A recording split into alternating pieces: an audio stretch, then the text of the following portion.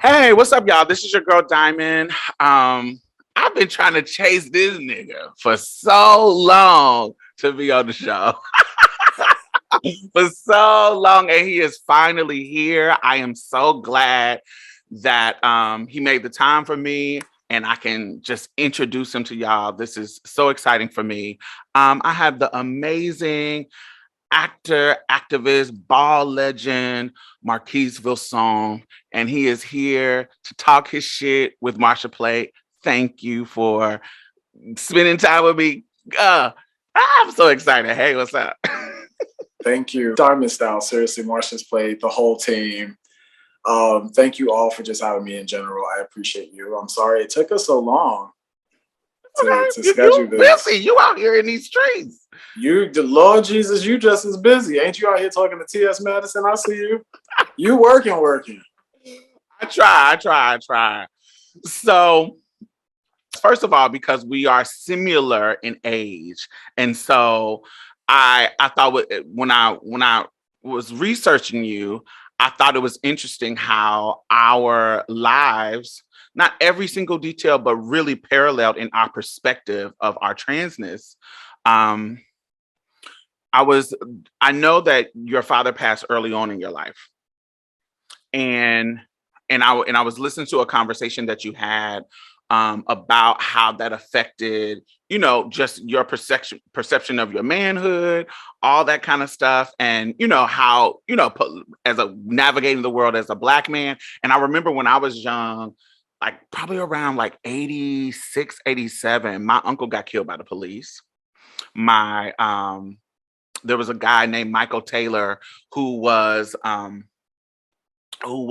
killed by the police while he was handcuffed, all this kind of stuff. And it really impacted how protective I was of Black boys and Black men. And, me coming through my boyhood as a Black boy being raised up, and how even as I walked into my womanhood, there is a level of protectiveness that I have of, of course I have brothers and stuff, but just based on my own experience, I just have a protectiveness, even despite the toxicity that happens throughout my life and through now and through what I see.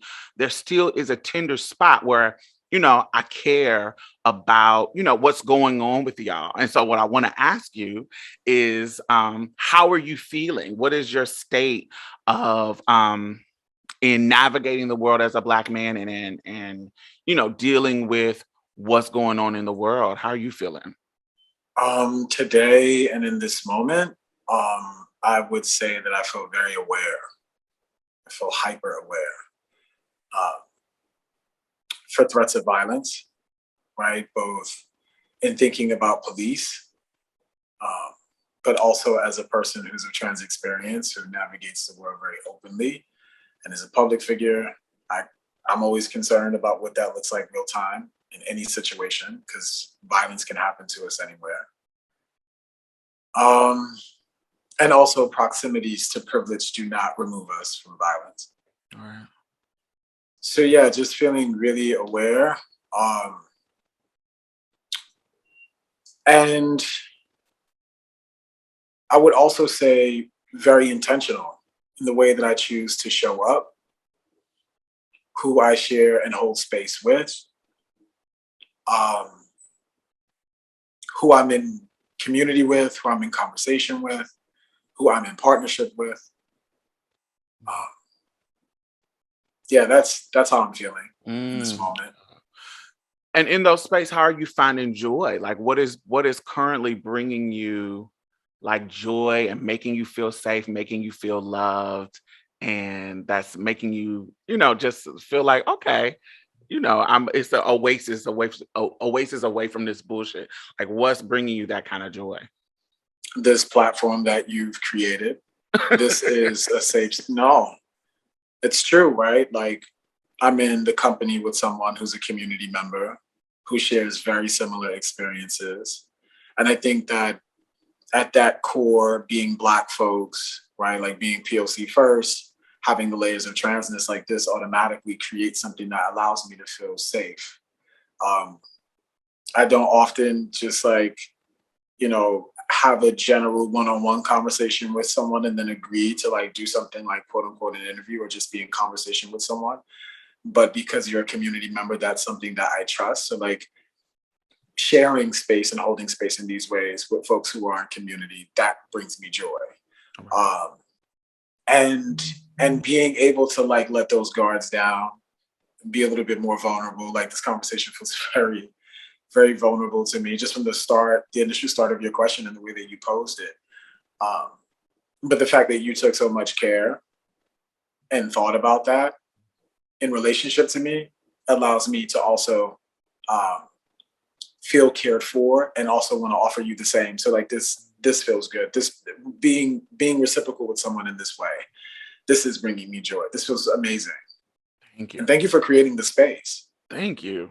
I was talking to somebody recently, and I share with them, despite the work that we do, despite because a lot of people like us to parade our trauma out, like kind of like a song dance, but really, as I've gotten in probably in my 30s, I've been really mid 30s. The people that I have met, community members, and not necessarily just trans, but just people who are tender with me. Recently, I went on a trip with some cisgender girls and another trans person, and we kind of just went out wine drinking and just chilling, and just I sat back and kind of just kind of thought about my life in my past. I haven't had those kind of spaces with cisgender women, and to be in a space in my life um, um, where I can fellowship with them and not feel any type of way, like just feel loved and feel appreciated. And there's little pockets of, I have a group of trans people that I feel that way with. I have a group of gay men that I feel that way.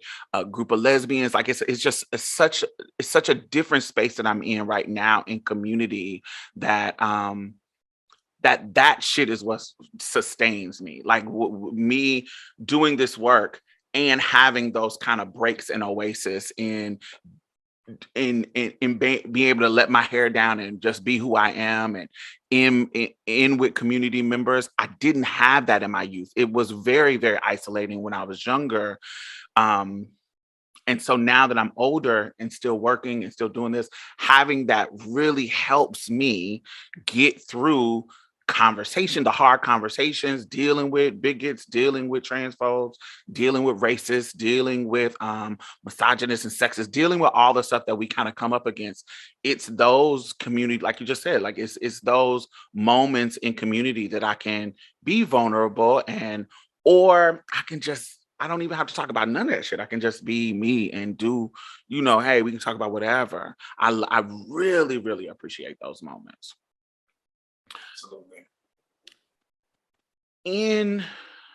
I remember growing up, how powerful it was for me to see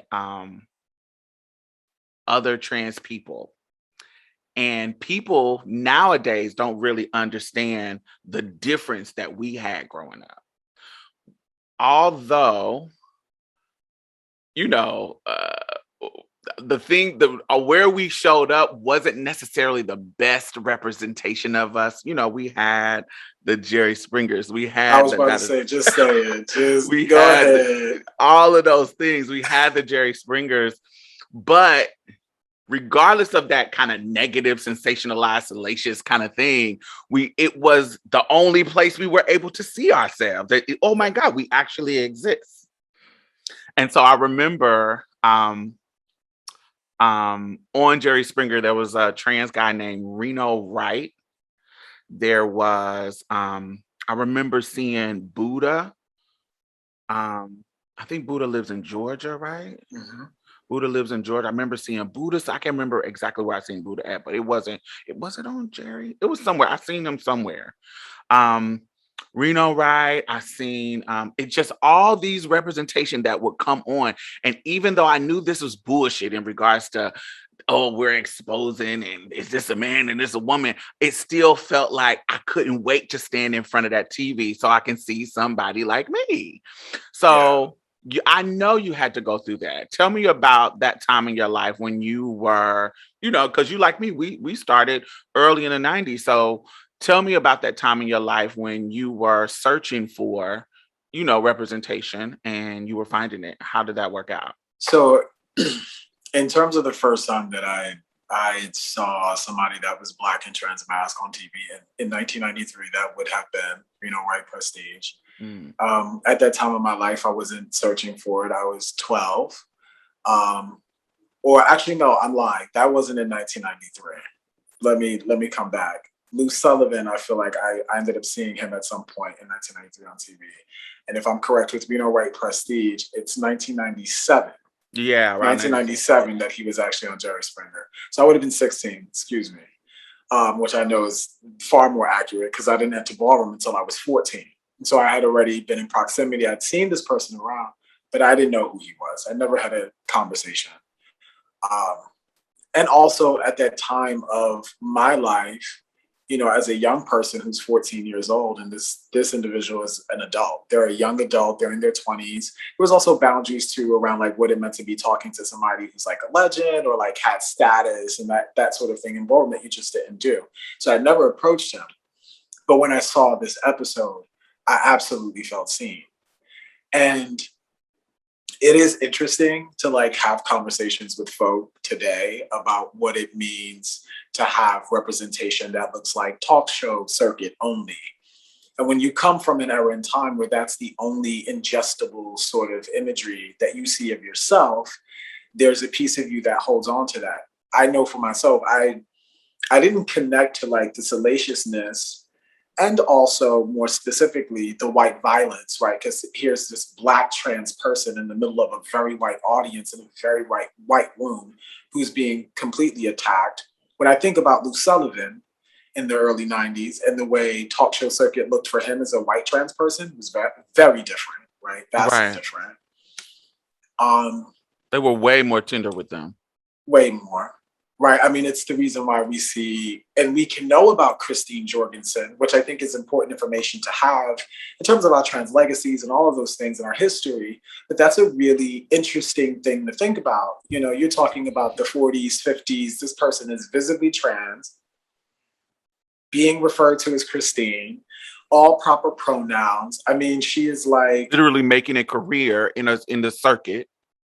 In the circuit.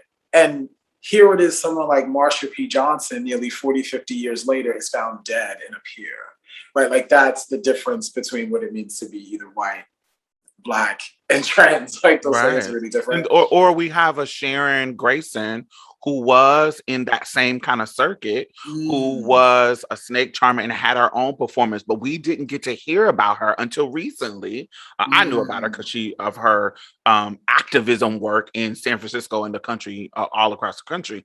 But recently, I'm just learning, and you're just right. I'm just learning. And so she just was on. She was just sharing that part of her life on CNN, United Shades of America, and she was sharing that she was literally on that same circuit with Christine as a snake charmer and performer. But we didn't get to hear about her because it was too busy focused on the Christine Jorgensens of the world. Right. And so while I know all those things are true, and it's really frustrating to think about like cis people having control of our narratives in that kind of way, what doesn't somehow like it just not exist is this trans person who's sitting in front of me. That person's transness still exists. They are still valid. They are still representation of themselves. And that's important to see. That was very important for me to see. So Reno for me was probably one of the most impactful moments because again, I did feel very seen. And also, it did make a little bit of a difference that I kind of had some connection to the person. Like they weren't just some person who I saw on TV and then I was never going to see them again. It literally reinforced kind of my own transness. And even more than that, my ability to act on it. My ability to say, you know what, I reserve and deserve the right to take up space and to live my life, regardless of what the fuck you're going to say. Because the reality is that people are going to have something to say anyway. Facts. What am I going to say? Right? What do I think about me?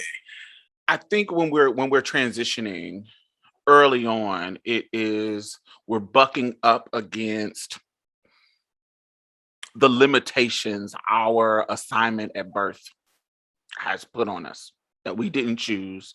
And this is something that's relatable to, specific to trans people, but relatable to all people in this conversation, specific to transness. And so I always say this. I know when we're Black, white supremacy kind of makes this it's such a big, huge thing.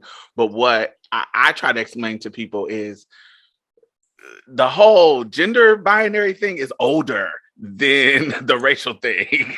And so for me, the gender thing is the big ass grandfather, da da da da da. White supremacy is like, the big daddy that we're right here with. But I feel like patriarchy and that whole gender thing doesn't always, white supremacy kind of overshadows it in an inappropriate time. Sometimes they both, are important to dismantle. But I think when we are bucking up against the gender binary, the rules and roles of what a male should do, what a female should do, and da da da da, I think this is a much, much older system that we are bucking against. And so when we are making the transition and we are really totally spitting in the face of those limitations that it says of what we can't do and what we can do, I think that early on, I thought that once I transitioned, wherever that leads to me,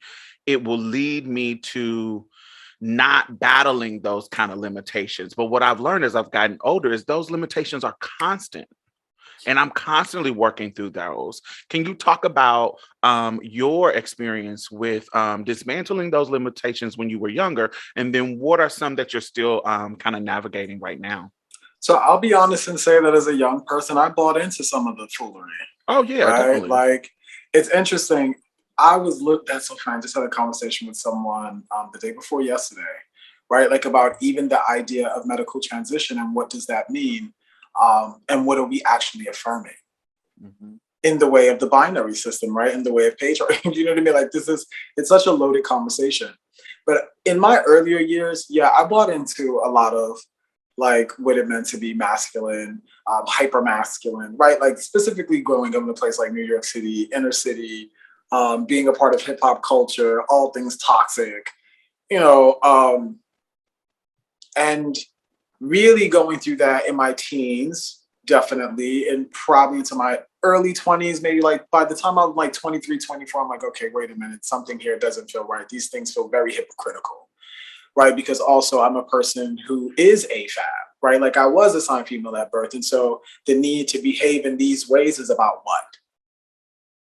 And it's for who? Is it honestly for me, or am I putting on this performance for everybody else? Because do I really need it? So I think it really has been an ongoing sort of conversation that I have to have with myself and really figuring out like what speaks to me and what feels right to me. If there were no society, right? Like, do I really need to like have the biggest body in the room or like whatever the case may be, like whatever these things are that are so centered around my masculinity or so involved in my masculinity, do they really exist? Or is that also an illusion? So I don't know. I just feel like those are things that I'm always kind of unpacking, checking in. Language is something that I'll be honest and say at this juncture of my life, like I just refuse. I'm so exhausted with language because I feel like language is also very limiting. I would much rather just experience life because it's so much more fun that way. And also, I feel like I'm able to really feel what those experiences are without having to be locked into language that doesn't allow me to tap in and feel everything else. Just the idea of like, being not necessarily being a trans man, but like thinking about what it means to just be a man, right? Or like to just be a guy. If I was someone who was very interested in like not necessarily identifying with transness, when I'm hearing that, I'm often kind of like, oh, but what does that mean about one's transness? This need to like sort of adopt being cis alone as if being trans is not enough, right? Like Right. the relationship that I have to my transness for me it's not just about like I'm just trans. I'm so many things though. And so many of the pieces of my life and my experiences have informed me, not just the language of trans or masculine or you know what I mean? It's all of the things. Right. I'm more interested in being as full and taking up as much space in all of my identity than I am, kind of being fixed on one thing. That's what, to me, the beauty of what non-binary people and the work that they're doing right now in the world, for me, that is the beauty. I don't purport to be any kind of non-binary person, but what I'm seeing is that they are allowing, even like kind of like I was old school minded or whatever, what they call trans folks, that's really rooted in the binary. And what they're allowing to me is allowing me, let me talk for myself, but I feel like this happening culturally. Is allowing us to be more full instead of in, because I know my transition early on, definitely not now, but early on was still rooted in the binary. I still was out of this box going to this box. Yeah. It still was very that. And so of course I dismantle some of that, particularly around my sexuality, what I can do, what I can't do, what in my pleasure.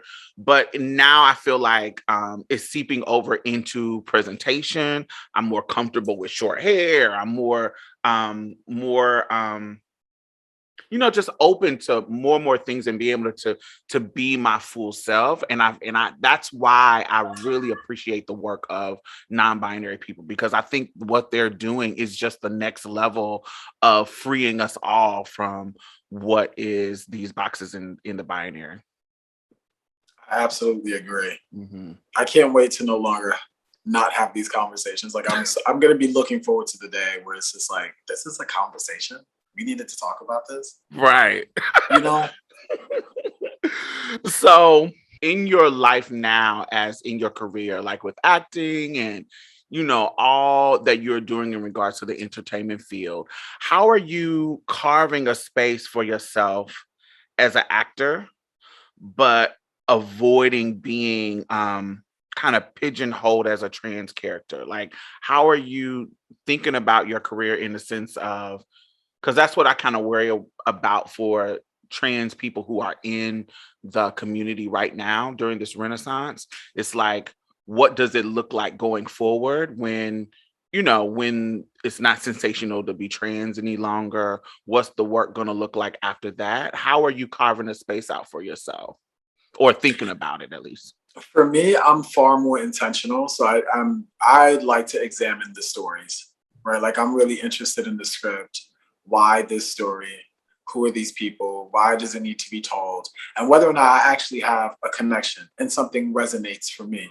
So it's not necessarily just about it being trans.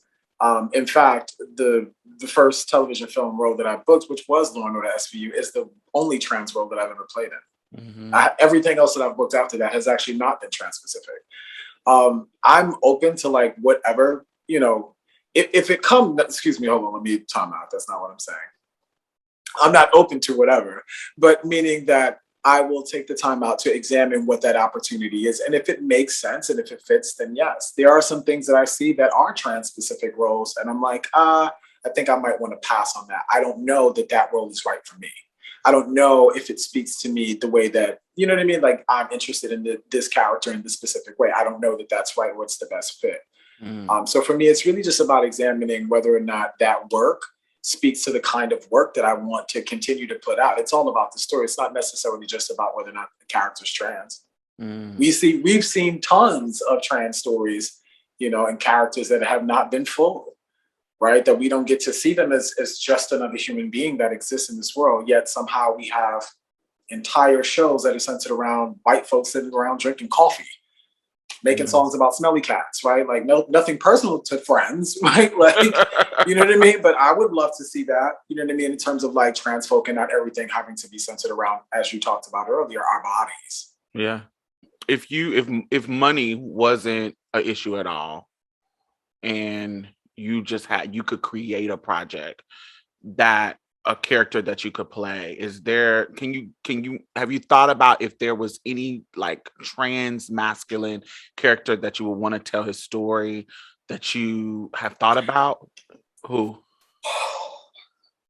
You just gave me chills asking me that question. I'm so enamored because people never ask me that question. And I don't even think that people have thought about us enough to know like who we even are to ask that question. So, oh my God, that was such a good question. There are two people whose stories that I would be very interested in any creative capacity. Not that I necessarily need to play them, but Reno Prestige from Ballroom.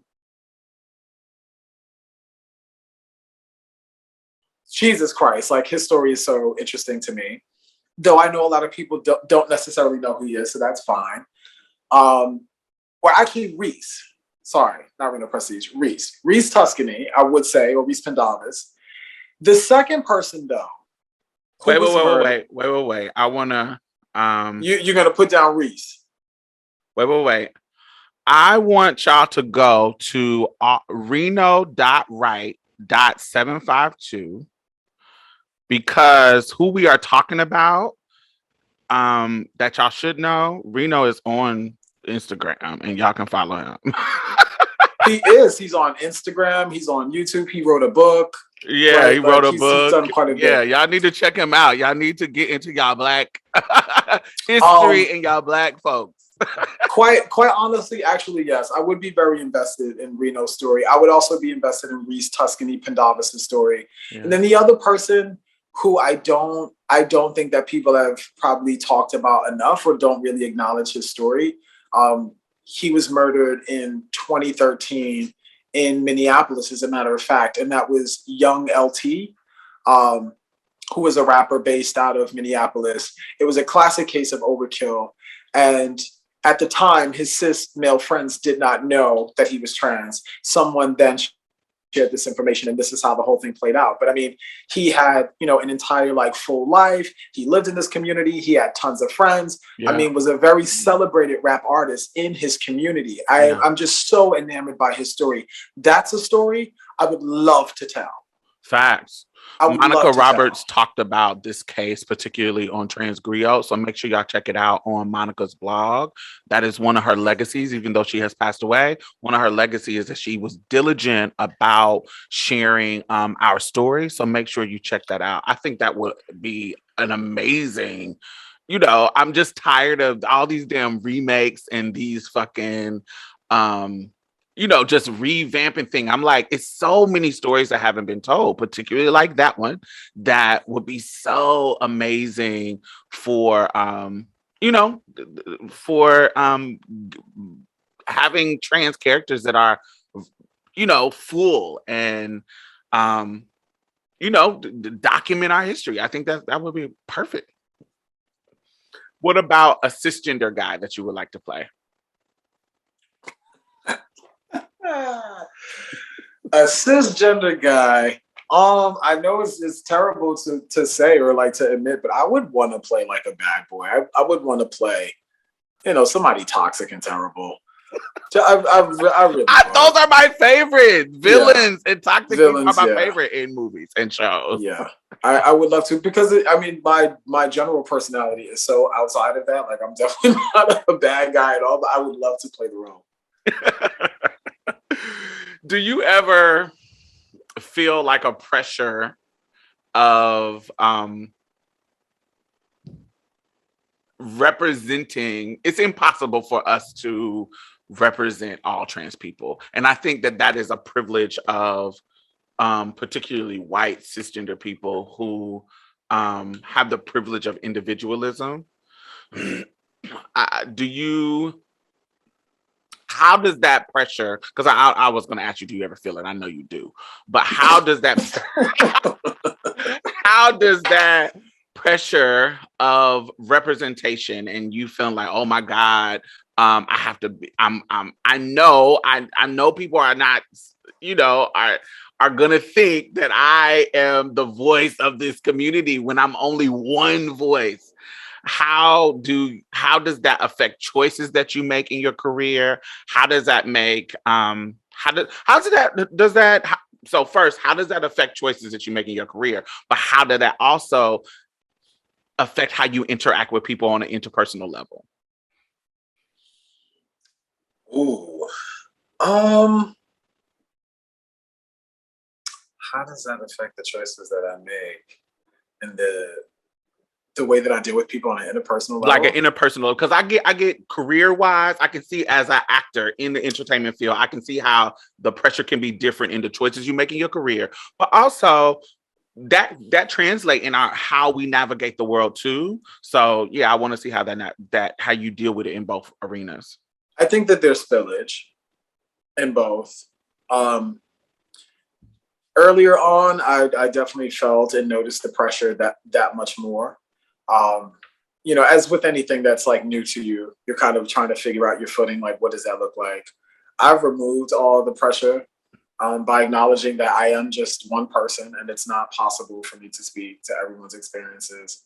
I recognize that the most that I can ever offer is my own authentic version of representation and what Black transmasculinity looks like, a reflection of that. But I can never speak for everyone. It's just not possible. So I try my best not to like put those things on me. I'm also, I just don't like playing by the rules in that way. I've just never been that person. I totally echo your sentiments too. I feel like it's impossible for Black people, for people of color, for women, for disabled communities. I think it's impossible for us to get caught up on respectability politics. Like, that's not for us, right? Because then it doesn't save us. It doesn't save us. And the idea is really about acceptance and being accepted by whiteness, by literally trying to constantly, be in alignment with that or like be in proximity to that. So yeah, for me, I kind of just do my own thing. If people get it, great. If they don't, also great. But I also believe that there should be more opportunities for other trans mass folk to come in to like have access to space. I know it doesn't make a lot of sense to other folks, especially people who are in entertainment, right? Like the ways in which sometimes I use my social media, but I use it as a platform to then uplift and amplify other folks. Like I don't have to just celebrate and give myself flowers. Like, you know what I mean? On top of that, there are tons of folk in community that people don't know that inspire me every day. Every day. Every day. Queen Jean, oh God, of Black trans liberation is like, Jesus Christ, So anyway, I say all that to say that for me personally, I just kind of refuse whatever that pressure is and just kind of do my own thing. I feel like as long as I understand my intention and whatever I'm doing is rooted in intention, that's all that matters to me. Yeah, I think I try to explain to people that we have to be really, really intentional in our own community on how we show up for each other, because there is a problem with silence around trans men's accomplishments. I know because of patriarchy or whatever that and how we objectify women, that trans women are going to kind of be in the spotlight to me because of how we objectify women, even if they're cisgendered, how that works. Yeah. But I think because we're trying to create a different kind of world in a different kind of space, we really have to be really intentional in our own space, not to mimic that kind of erasure or that kind of silence, not necessarily erasure, because I don't think any trans folks are intentionally trying to erase. I want to say that. I don't know. People are crazy, but we have to be really intentional so that erasure is not happening. And I remember on the documentary was on Disclosure, watching it and really, really missing that they didn't include Dr. Courtney Ziegler's film, Still Black. I was very, very, but because I'm friends with Courtney and, I was introduced to him through the film years ago, like, I think it was 2010 when I first watched that. But because I'm a Yeah, Black and trans woman. it debuted in 2008. So I'm impressed that you at least saw it 2 years after, but you actually watched it. The other thing is that a lot of people don't know our work. They don't know our work. They don't know who we are. You know, and it's a difficult. Oh my God, the system just in general. I kind of feel like, yes, we could talk about like white supremacy and like, you know, institutionalized racism and all those things all day. To be in entertainment, I mean, it's on steroids. It's literally on steroids. You know what I mean? So yeah, I echo your sentiments though. Yeah, if I was very, very I don't want to say hurt, but it did make me feel like because it was two things happening. This is the kind of content that I had dreamed about, where we are, you know, examining film and trans and representation, da da da da. I had dreamed about this type of documentary happening, and here it is. But then at the same time, y'all are erasing this really, really important film by this trans man. And then right before that, I saw something that I called it out when it happened, but when Strong Island came out and it was literally nominated for an Oscar, I was like, why am I hearing about this night of Oscars? Why am I hearing about this? And I was like, if this was a trans woman's documentary, we would have heard about this weeks and weeks and weeks and weeks and weeks ago. Now, I know that the documentary had nothing to do with transness, but it doesn't really matter. It's the fact that this is a trans director.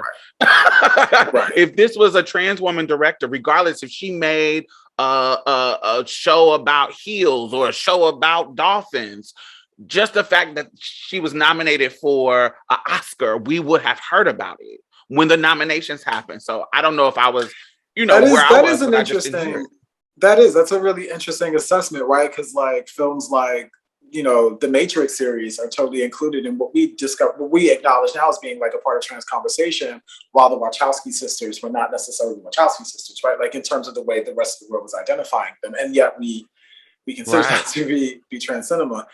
You know, this is very interesting. This conversation is very interesting, but I appreciate you. I really do. I appreciate the honesty. And I think it does take being honest and calling these things out. Like when we see it, you know, having really uncomfortable, difficult conversations, just ongoing the way we're having them right now. And also like holding ourselves accountable, even as trans creatives, right? Because trans people make mistakes too. Right. So a little birdie told me that you were interested in astrology. Okay. So I want you to teach me some things, because I've looked up some stuff and I didn't know it was a whole other astrology chart. So I'm going to start with the topical because that's where I know. Okay. That's where I know. So your sun sign is your Aries. Your rising is your Aries. You have a rising Aries, and you have a moon in Gemini. Yes. Okay. So I have a sun sign in Pisces. I have a rising sign in Virgo, and my moon sign is in Capricorn. Now, your moon sign seems to be, in my research, your moon sign seems to be more like your inner emotional, like your emotional inner self, and your sun sign seems to be like how you perform that inner self, I guess. Is that correct? That pretty much is. That definitely is correct. So how does your Gemini moon, how to describe your emotionality with your Gemini moon? Because honey, I heard some bad stuff about Gemini. I was gonna say, so it's probably, it's exactly what the whole twin situation is. I could be in like two minds about it. I think having a moon sign in Gemini, which is, first of all, it's an air sign.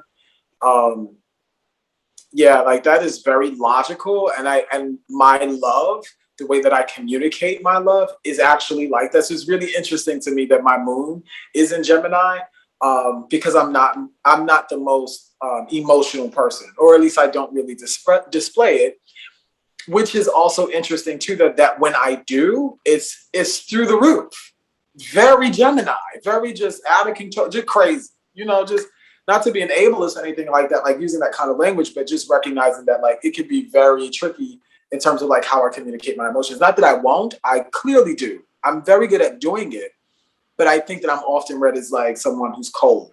The side note, I hate the idea when this is just these limitations and these rules and boxes. I hate the idea that is like perpetuated that men are not emotional. All the fucking men I know are fucking emotional. They may not be fucking crying. It might be don't have to involve no tears, but them motherfuckers be violent, angry, stubborn, and moody. Just as, it may not involve the it may not involve that, but they emotional as hell. I would say that all those things are definitely true. I get angry. I mean, it could be Tuesday. Why is it Tuesday? Whatever the day is. But yeah, I would describe my emotional self as like that. Very analytical, very like a Gemini. Okay, what about your sun? How does the Aries reflect you? Oh, because is Aries an air sign or a fire sign? It's a fire sign. Okay. It's a fire sign. I'm always hot. So that's like one thing about me being a fire sign. Like that's why I'm sitting here with a towel doing like this. But you just left the gym. I don't know. And I also just left the gym. I don't know. I think that I'm somebody that like when I walk into a room, people kind of notice that energy, like fiery sort of energy when I walk into a space. I think that's true. And also, wait. That is true. You don't remember, but I remember the first time I met you. We were at this place in Atlanta called was it the not Wild Rose or My Sister's Room? Was it MSR? It might. I don't know. Let me not mess up people. I think it's My Sister's Room. Is that in Atlanta? It is. Okay, then that's it. Because why do I know that? I've never lived in Atlanta. That has to be it. It is. So we were at My Sister's Room, and I was. What people don't know is we're not romantically together, but I am married to Neo Sanja. Yes. So me and Neo met back in 2014, 15. I was hosting something and he was just starting his trans men bodybuilder for the first time. There's one that's happening in New York, but prior to that one happening, there was, Neo created one. Yes. And it was the first. FitCon was the first after bodybuilding competition. And he hired me to host it. And I was the host for each year after that. And so we were at My Sister's Room, and I remember now. And you were walking around, and I was like, and of course I didn't know you were trans or not. I didn't know anything like that. And I was like, who was that? And you had came up and we had took pictures, and I was like, oh, that's I didn't know your name. I said, that's the guy from Aggressive. I went all the way back to that documentary, and I was like, oh, okay. And and as you walked through the room, I remember you were super, super personable and fiery and just kind of, like you walk in the room, you in the room. Yeah. I remember. That is true. I do. I remember that though. I remember that day. So as a Capricorn moon, I'm really, really analytical, and I like to the book. I'm really to the book, and I'm a homebody emotionally. I'm not really all over the place emotional. I'm just kind of it's emotional, but it's just kind of cool. My Pisces sun sign is more dreamy, of course. It's more I can separate myself from reality. I really can. That's why I can ignore a lot of bullshit that's happening in the world. I think that is because I live in this like rose cup. It's not that I'm I can just separate myself from the bullshit of the world by thinking about, positive shit that I got going on in my life. What I don't totally understand is the rising sign. So tell me, what is your definition of the rising sign? How is that sign important in your in your astrology? I feel like for me, my rising is like my true self, right? I feel like sun is kind of like the way people are actually examining me versus how I'm actually examining myself, or like the way that I'm honestly wanting to show up. And so for me, I think it's more about my true self, which innately, in fact, really is Aries. Like I'm very fiery that way. I'm also a fool. When you think about like, I don't know if you study tarot. And so there's different cards. Some of the major arcana, or not some of, all of the major arcana are associated to a specific sign or specific house. As an example, the Fool card, which is 0, is Aries, because Aries is the start, but also Aries is foolish. Aries is the baby of the zodiac. Crybaby, even sometimes, also spoiled, needs attention, like all of those things. I think that those things are very true. That sounds like an actor. Oh no, I think it's totally true. My rising is Virgo, and I only have 2. I know I probably met tons of Virgos in my life, but the 2 most important Virgos that I know are my first like infatuation, little puppy love, and I hated his ass in high school, and the fucking Beyonce. Those are my only. Like the shade is when you said 2, I thought you was gonna say Michael Jackson and then Beyonce. Oh, Michael Jackson Virgo too. Yeah. Oh, okay. Well, yeah. Okay. We can count Michael 3. They just seem like distant workaholics. but if I look at my life, that's kind of how I am. You know what? The truth gonna set you free, Ms. Diamond. It is definitely gonna set you free. Oh no. That's kind of what I see. So I love that your moon though is in Capricorn, which is very grounded. It's actually really grounded. I love that. I think that's what balances that Pisces out, because it does ground me where, there's this little string connected to reality, but I can be dreamy just a kind of self-care and not let this shit get to me, but I'm still grounded in a sense of, okay, there is a certain level of reality to my emotion that my friends say is real stoic and sometimes cold. My friends would be like, we know Diamond cares, because when it's time for her to come and do what she needs to do, she comes. She's like, boom. Okay, what you need me to do? I'm not the one that's going to sit down and be like, oh, it's okay. I'm not going to do that. I'm going to say, yo, so what we need to do? Like, what do you need me to do to help you in this situation? Like, what's happening? Let's look at the solution. I'm that kind of person. And so I think that's my Capricorn coming out, because I don't coddle people at all. I feel uncomfortable and weird when I'm in that situation. I'm trying to think. Yeah, all the Capricorns I know are very grounded that way. They're not. Yeah. They don't really do that. But they're good at giving gifts. Their love language is gifts. And they're all the Capricorns that I know anyway, they're great gift givers. Really I'm a great gift giver. But I think my love language is acts of service. I think the way I show love is acts of service, I think. Because that's the way I like to get shown love too. That's what is more meaningful. So let's go to is it Vedic? Is that how you pronounce it? Vedic. So Vedic astrology. Yes. All right. So let's look at yours and look at mine. So in the Vedic, you are actually a Pisces sun and a Pisces rising, and the emotionality stays the same. You a Gemini moon. Still a Gemini moon. I was really trying to get away from the Gemini moon. Like, I'm not even mad about the other place, but that Gemini moon is just not just there. So much work to do. Now, the thing about the Vedic that's kind of unique is that they don't put emphasis on what I'm learning. The rising sign is more important.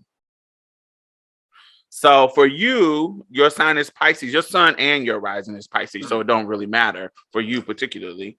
How does that So that's very different. Pisces is very different than Aries. How does that work out for you? It kind of is, but it's interesting in terms of that whole dreamer thing. I'm Uh-huh. someone who has wielded my dreams into reality my whole life. Like I've lived in a bubble that way, and that is such a Pisces thing. Yeah. Um, so that is actually true. I kind of feel really connected to that. The other thing that I noticed, which is interesting too, because Pisces is the 12th house, and so the 12th house is like all things hidden, Hidden, right? Like there's a occult, certain level of unknown. privacy about Pisces, which I realize is also very true about me. I think people feel like they know me very well on the surface, but they don't really know anything about me at all. They're like, wait, no, I didn't know that. Like I don't know anything, you know? So that was kind of like, oh, that kind of makes sense. Maybe. Mm.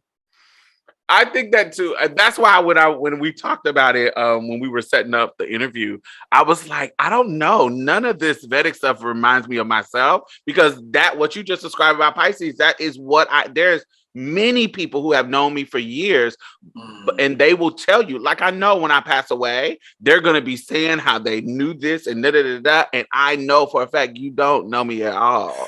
But we're close. We're close because of time, and you know a lot about my story, but how I think about it and how I've processed it and shit that I want, they probably don't know. Yeah. And it's because I don't talk about everything. And it's not on no, oh, I want to hold everything to myself. It's just that I'm just not accustomed to like talking about everything till it's a dream that I have manifested. Yes. I'm the exact same way. I won't do that thing. So my sun sign is, and none of these match me at all. But my sun sign in Vedic is gonna be Aquarius. My rising is Leo, Mm. and my moon is Sagittarius. Hmm. I can't tell you anything about how that reflects in me because I almost every Sagittarius I have come in contact with are super fucking selfish. My mom was a Sagittarius. I lost my mom in 2020 in December of 2020, Oh, I'm and sorry about I your loss. love her. And it gets to that, but she was super super selfish in regards to like how she navigated the world. Um, Leos, they're so extra.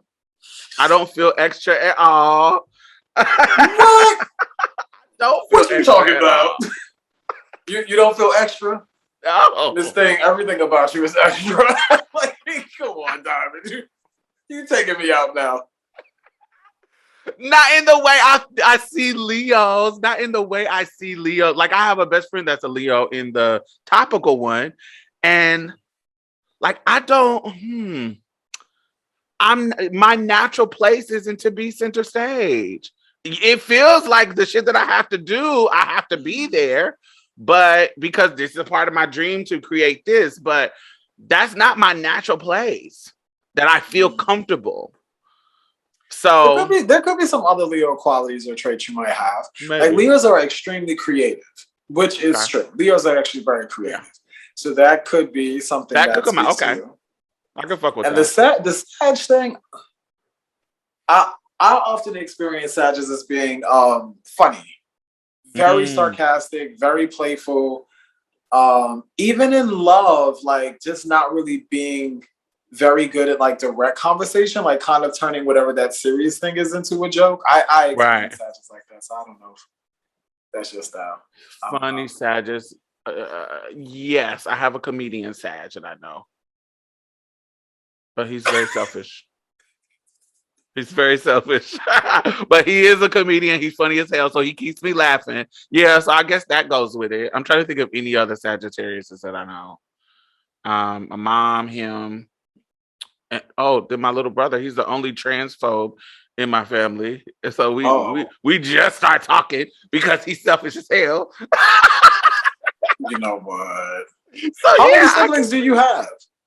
two. I have two younger brothers. Two younger brothers. Well, Okay. but my father has a brother that I haven't seen in ever.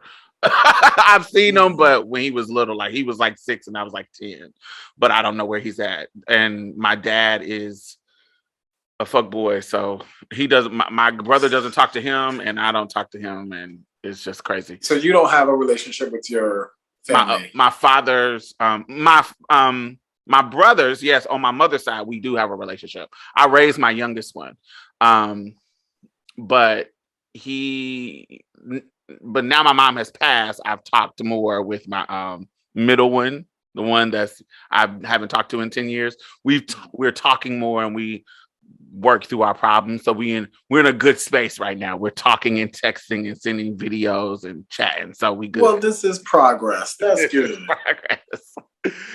So I don't know, but he's the other Sagittarius that I'm like, I don't feel like anything. I don't feel like emotionally Sagittarius. I don't know. I just can't see it. That's why I'm gonna stick with tropical. I don't blame you. I love that. So, in the future, what do you see idealistically for the trans community? What are you looking forward to us having, like, as a community thing? What are some goals that you will want for us as a community? I want Black trans liberation. What does that look like? Black trans liberation looks like not just not hearing about violence in the news and not being attacked, and not being attacked by government systems when you're just trying to access healthcare, right? Because I oftentimes when I associate, or when I've heard people think about Black trans liberation, like it involves those things that are very violent, that are very traumatic, and all those things. But I do feel like it's about joy. I do think it's about celebration. I think it's about tradition. I think it's about legacy. Like Black trans liberation looks like knowing that we exist, we've always existed, and we invest in what that is. We invest in our past, we invest in our present, we invest in our future. We occupy and take up space in every sector you can think of. That to me is what liberation, Black trans liberation, is really going to look like. I don't know. What do you want your legacy to be? Just be kind to somebody else. That's it. Just be kind to somebody else, because you don't know what another person needs. You know, more often than not, we walk around this earth only thinking about our desires, what we need, what we want, what we don't want, what our boundaries are. Very seldomly do we think about somebody else's boundaries, what they need, what they're going through. Just be kind to somebody else. That's the legacy I hope to leave. In my brain, why I do what I do in the way that I do. I don't want anybody who's coming up dealing with transness in the way that I did. I don't want them to have to search for me the way that I had to search for trans people and trans stories and trans experience. I want to be well documented. I want not just me, but trans people that I know that I think are powerful, that I think are have amazing stories and amazing spirits and brilliant minds. Those are the people who I want to make sure that there is a collective or an archive of them being out here for us to find, so that we are not thinking about so they don't have to think about what we were thinking or what we did, or it being erased. I want to make sure that what I want my legacy to be is that I have created an archive for the youth or the future to be able to see what we were going through while I was on the earth. Because I keep hearing stories popping up from 1800s and early 1900s, and and we gotta wonder or fill in the gaps. I really don't want us to have to do that when they look back at this era of time. And so that's what I want my legacy to be. And so, that's what it is, because you're doing it. Yeah, and that's what I'm doing. And I want to thank you for joining me and sharing your perspective and sharing your personality and Can you tell the people where they can find you at? Right now, nowhere. No, I'm just lying. I'm on a sabbatical. But no, I'm on Instagram. It's my first and last name, Marquise Vilson. On Instagram, you can find me Marquise Vilson Balenciaga if you type all that in. But my first and last name, Twitter, Instagram, that's all I got. And I'm gonna put the links to those things in the bottom. Can you tell the folks like what's coming next for you? Like, is there anything on the horizon for them that they can look forward to? Whatever God got planned. Praise him. Absolutely. Absolutely. All right. Well, thank you, Marquise. Thank you for taking that time and being real flexible today. Make sure y'all go check him out down in the links in the bottom and tell us what you think. Hashtag Marsha's Plate. And I will see y'all next week. All right. All right. Thank you for having me. You can listen to the rest of the show on all podcast platforms. Just search Marsha's Plate. See you there.